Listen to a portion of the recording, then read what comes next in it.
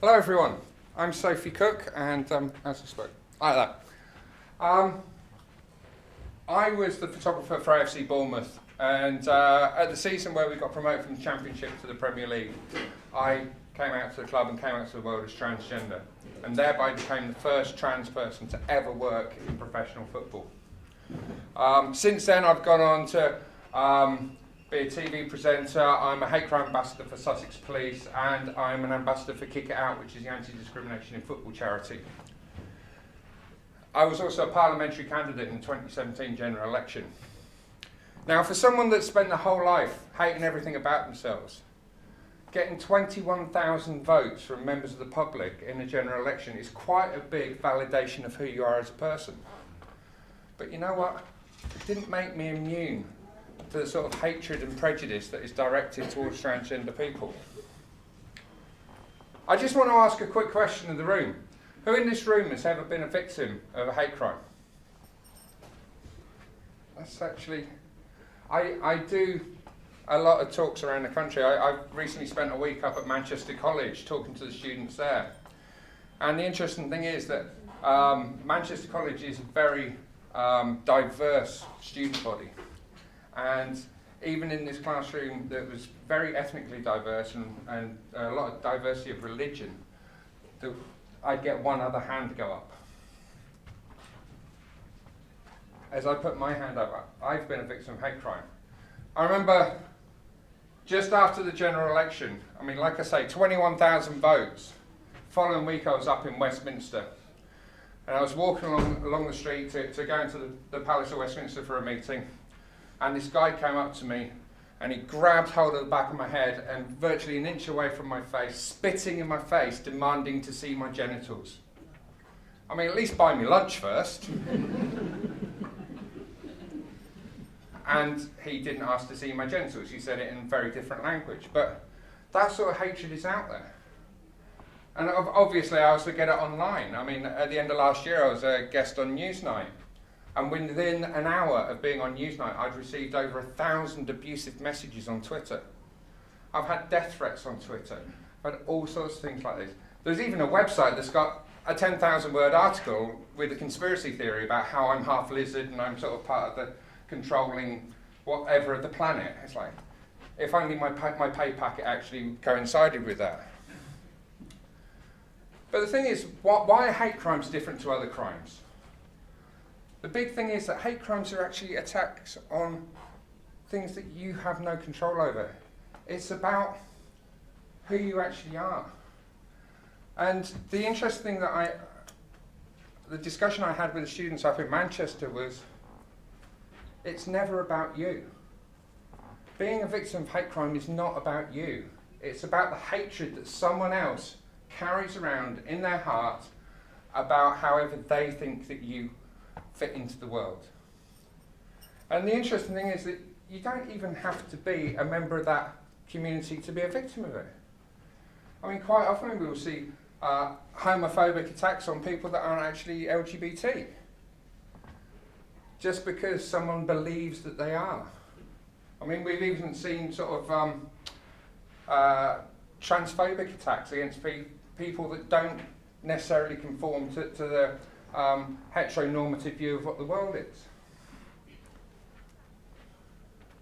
So it's all about that motivation of hate. That's why hate crimes are so different. I mean, someone goes out and steals something, it's because they want the property, they want to gain something that belongs to someone else. Hate crime is very, very personal type of crime, and it's an attack on the very essence of who you are. We've already touched on it about who can be a victim of a hate crime, and obviously we've got the characteristics there that are protected, and I'm not going to go over those again, because basically this is a 45-minute presentation chopped down to 10. And we've already touched on the fact that in Dorset there was 130 hate crime incidents. Well, I mean, across the country it's been rising all the time, and the interesting thing is that most hate crime is actually, sorry, I can't see that from here. Most hate crime is actually race hate. And then you've got religious hatred, and over 52% of all religious hatred is directed at Muslims. And it's not difficult to see why that is. When you see the way that certain politicians and certain media outlets use this politics of hate to further their agenda of what they want the world to be. And I strongly believe that the rules about what is a hate crime should extend to what's put on the front page of tabloid newspapers. Because some of the stuff that we see there, if that's not inciting hatred, I don't know what is. But why is it important to report it? When it happens, why is it important that we actually decide, you know what, I'm not just going to sit back and watch this happen. I'm going to be upstander, not a bystander to this event. The important thing is other victims. I mean, I know people that say, well, you know what, I can handle this. This isn't a problem. Okay, great. It's not a problem for you, but what if the next person that they abuse isn't as strong as you are? You've got to think about other people, not just yourself. You've also got to worry about how those actions can escalate. The thing is, if someone's abusing people and there's no consequences for it, they'll keep abusing people. And then next time they might assault someone. And if they get away with an assault and there's no consequences, it will gradually get more and more serious. The other thing we've got to worry about is community tensions. And we've seen this a number of times in our country, where there's been attacks on a community and it's been perceived that nothing has been happening about it. And this is built to the extent that you then end up with rioting on the streets. It's really important that the whole community works together to address this issue.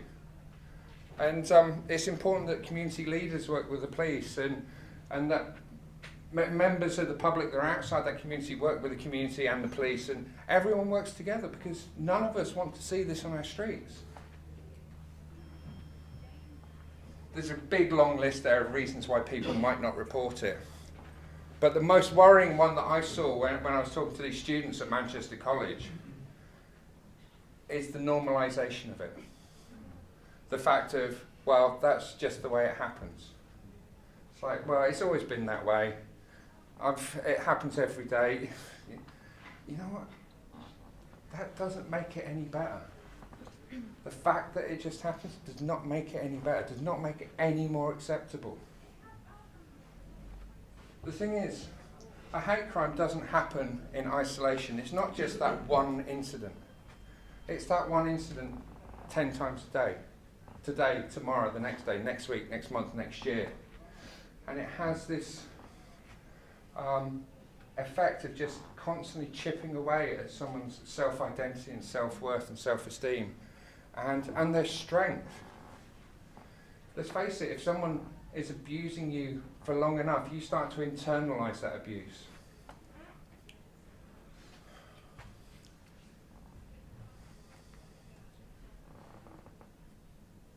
We must all stand together against this. The thing is, in Sussex, the Sussex police have a hate crime reporting app called Self-Evident. More than 50% of the reports they get through that are actually from witnesses and not from victims. And that's the important thing to remember. It's not up to the victims to be the only ones to stand up against this. It's up to all of us. The thing is, the victim's the person that's in the vulnerable position in all of this, and it's up to the rest of us to stand up and go, you know what, that's unacceptable. I do a lot of work in football, and there's all sorts of work going on to break down LGBT abuse on the terraces, and also increasingly over the last few months we've seen racism creeping back into the game with banana throwing incidents and monkey chants and all sorts of horrible stuff going on that I thought we'd left behind in the 1980s. But I've always said in football that actually the change really comes when the peer pressure from other fans says, you know what, this is unacceptable. Because it's up to all of us to stand up to it. It's not just up to the victims or the authorities to say, no, we will not accept this in our society. The thing is, we've got to fight for everyone, because until everyone is equal, no one will be. Martin Luther King said that the only way to drive out hate is love. Hate does not drive out hate, only love does. And that's it. We need to stand together. We need to support each other. It's only through solidarity and presenting a united front against any form of prejudice that we are ever going to change the world. We hear a lot about microaggressions, people being rude to people sort of being grumpy towards others. If you can have microaggressions, you can also have micro-kindnesses. And I strongly believe that if we stand up every single day and try to make the world a better place for another person, then quickly the world will become a better place.